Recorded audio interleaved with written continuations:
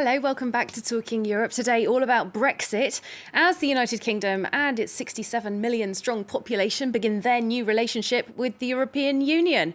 One EU country that's been particularly closely involved in the process is the Republic of Ireland, the UK's sixth biggest trade partner and the only country with which it shares a land border. Well, as of January 1st of this new year, the trade border between the two countries effectively moves into the Irish Sea, with the British province of Northern Ireland remaining in the EU Single Market and Customs Union, rather controversially for some. Now, that's not the only change on the island of Ireland. Northern Irish students told by the government in Dublin that it will pay for them to keep participating in the Erasmus Plus student exchange scheme. Well, joining me from County Meath is the Irish Minister for European Affairs, Thomas Byrne. Thank you very much for being with us. Thank you very much. Well, I'd like to start off with this deal, which was agreed at the very last minute, almost, wasn't it? December the 24th. It's been rushed into the law in the United Kingdom. Is it a good deal from Ireland's point of view? Well, I mean, Brexit was never a good deal from Ireland's point of view. It was pretty disastrous, to be honest, on many fronts, including economically and indeed in terms of the settlement in Northern Ireland. It posed grave threats and still does, in fact. So we never wanted Brexit. We never felt it was a good deal to be got. However, certainly a no-deal situation on trade would be utterly disastrous and calamitous for all of us. So we are relieved that a deal on trade, a thin trade deal on future cooperation, has been agreed. And indeed, we're very grateful to Mara Shevkovich on your programme there for his work and the European Commission's work on the Northern Ireland Protocol that does protect, insofar as we can, the peace process in Northern Ireland. But no, Brexit is not good news for us on this island, but we have to live with it and work with it. And I think the agreement is probably the best chance of doing that. Well, just a few weeks ago, you yourself admitted that there will be huge differences, you said, inconveniences and huge problems after January 1st, even if we have a deal, which is indeed the case. Now, on January the 1st, at Holyhead, 6 trucks were turned away going to Ireland because they didn't have the right paperwork. Perhaps a taste of things to come. I know your government's set up an emergency helpline, for example. How much has your government spent on Brexit so far? Oh, I mean, there's a massive amount of money, I think 340 million, but there'll be billions spent in terms of helping the economy recover from both Brexit and the COVID crisis. And the European Commission, of course, has 5 billion put aside for Brexit Reserve Fund. So there's a lot of money will have to be spent specifically with Brexit in mind. We have thousands of new staff at our ports, in terms of revenue commissioners checking customs, health officials, animal inspectors as well at our ports. See today what Senna Line reported about trucks being turned back. Previously that was just a continuous flow with no difficulties whatsoever. Now, if people prepare their paperwork in advance, there should be no difficulties. There may still be checked, but there should be no difficulties. But that preparation of paperwork between the two islands is brand new and is an inconvenience and is a cost to business. I'm wondering if some of that money will go to support fishing communities because European fleets' quotas in UK waters are to be dialed down with new annual negotiations every single year as of June 2026. The Killybegs Fishing Organisation in Ireland says that the deal that was struck by Michel Barnier fails Irish fishermen. They take a very dim view of it. Do you agree with them? Well, I agree with them in one sense that they are being hard hit by this, but I profoundly disagree with them that they've been let down by the European Union. It is unfortunately a fact, and as I've said this already, that Britain has left the European Union. One option for the British on fish in a no-deal scenario was somehow to take complete control of their waters and do not allow any fish people from European countries on their waters. That certainly was a technical possibility, perhaps not totally realistic. But that was obviously a hand that the British had, and the government is preparing financial support for fishermen that will be affected. There's no doubt about that, partially probably from the Brexit Reserve Adjustment Fund, but also from general government resources as well. That is something that has been currently worked on an urgent basis. Now, something I mentioned in the introduction that affects many young people across the EU. They're mourning the UK's exit from the Erasmus Plus student exchange scheme. As I said, the Irish government has pledged to guarantee the continuation of that scheme for Northern Irish students who are UK citizens, as well as your own students from the Republic of Ireland. Now, we're told that this will cost taxpayers in the Republic of Ireland over €2 million a year.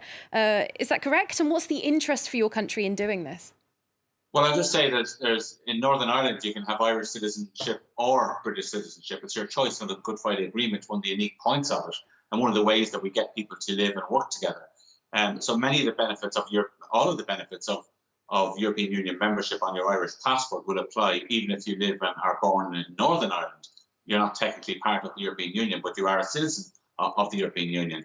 But we've said that regardless of your citizenship, we will fund the Erasmus programme. We think it's a huge opportunity for young people too. And we're very conscious as well in Ireland. We've got to very much improve our foreign language skills. We have our own national language, the Irish language. We're generally not great speakers of it either.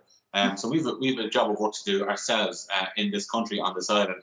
And we want to encourage people to broaden their minds, open their horizons. And it is that broadening of minds and opening of horizons that has led to economic prosperity in Ireland, that has led to social development in Ireland.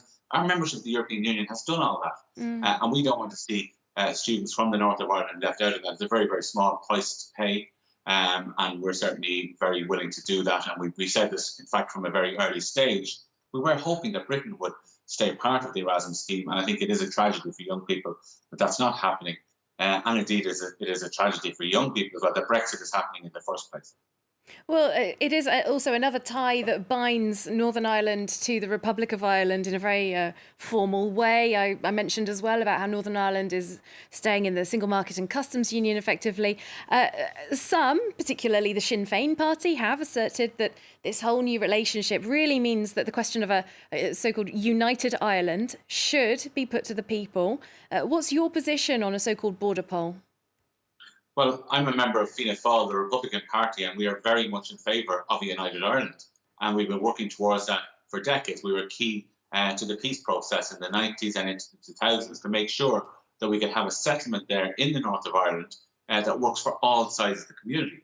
The danger is if you start rushing people into this, if you start forcing this on people, or even calling a referendum before there would be majority support, you risk undermining the very foundations of the peace process that we've all worked very hard to do. Now, for all practical purposes, people can move north and south completely freely. In fact, they can do it east and west. Individuals can move completely freely between Ireland and Britain, and Ireland and Northern Ireland, like the situation, for example, that applies, say, between Britain and France. There are now more rules. But what we don't want to do is be premature with this. But what we want to do is show how a united island, a shared island, which is our theme in government, will work. So Erasmus is one example of that, but also what we want to do is have some common infrastructure projects, such as roads that go through both jurisdictions, a bridge that goes from one jurisdiction to the other, a greenway for tourism purposes, and build on that Good Friday Agreement and secure that peace. And I think if we show people that this island works really well together on a shared basis, then we can persuade those unionists who aren't keen on United Ireland, and we have to acknowledge their position, that actually this is the best outcome for them. But it won't work by forcing or by rushing the process. Well, you say you don't want to rush it, but I do wonder if there is a timeline that you have in mind. There's a shared Ireland unit that the government has set up under Micheál Martin. One would assume from that it might be preparing for a border poll. Well, there's a procedure in the Good Friday Agreement for a border poll, and that power is actually with the British, when the British Secretary of State determines whether there would be a majority for United Ireland at the moment. It's not clear, in fact, that would be the case yet. At some point, I would say it is inevitable. But again, we don't want to force people into another jurisdiction. We want to make sure that we can work this shared island together, that we can have much greater cross-border cooperation in health, which we badly need at the moment, in education, in those infrastructure projects that the shared island unit is bringing forward, but also bringing people together. So I've met groups from the unionist community. The Taoiseach himself has met young people, and there'll be further dialogues as part of this shared island unit in the department to try to bring people together. And that's the vision that John Hume had, was uniting people, uniting the island, not necessarily swapping one flag for another, because that doesn't change people's real life experiences. But what we have done, what the European Union has done with the protocol in Northern Ireland, is certainly remove any threat of a hard border, which would have been disastrous, to keep that border open. It doesn't exist, actually, if you drive up and down, and it doesn't exist for goods. There will be some items, as though some minor inconveniences, as I've said before, because the geographical mass of Northern Ireland is not part of the European Union. but we are working to ameliorate all of those particular issues. All right, watch this space then, I suppose, on that topic. I'd like to just speak briefly about the coronavirus pandemic. At midnight on New Year's Eve, the Republic of Ireland entered a full national lockdown. The chief medical officer talked of an alarming escalation in the spread of the virus. Now, people are very, very keen in many parts of the EU to have these vaccines rolled out. Ireland just started vaccinating, though, on December 30th. This was 3 weeks after the first Europeans in the UK got their jabs. Do you believe that the European Union was too slow to authorise this vaccine? No, I don't think so. I think, when you're talking a matter of weeks, we were about a week after the European Union authorised the vaccine with the Christmas period there as well. We started to vaccinate people in the hospitals in Dublin, including staff and patients. We're now starting that in Cork as we speak this weekend. We'll have 20,000 vaccines next week. And in fact, all of the supply that we get will be used up immediately. So we're very happy to do that. It has to be done in a safe and effective and efficient way. And we're confident that anybody who wants a vaccine, which I hope is practically everybody, will be able to receive it by August. And just a brief word, we've got a few seconds left to speak about the Irish United Nations Security Council seat, which you took on January the 1st for 2 years. As a traditionally neutral nation, what role will Ireland be taking on? Throughout our history, we've worked really, really well at the United Nations. We've been on the Security Council a number of times, and our soldiers, as a neutral country, have been really effective peacekeepers. So we're looking to issues such as conflict resolution, maintaining peace, and building up international human rights law as well, and making sure people are held accountable. That's what we want to do. We're very grateful to the international community for supporting us. And I think we can play a key leadership role on the UN on a trusted basis, and we've done that many times in the past. All right, Thomas Byrne, Irish Minister for European Affairs, thank you so much for being our guest on Talking Europe. Thank you. And thanks to you for watching. Hope to see you very soon for more European news on France 24.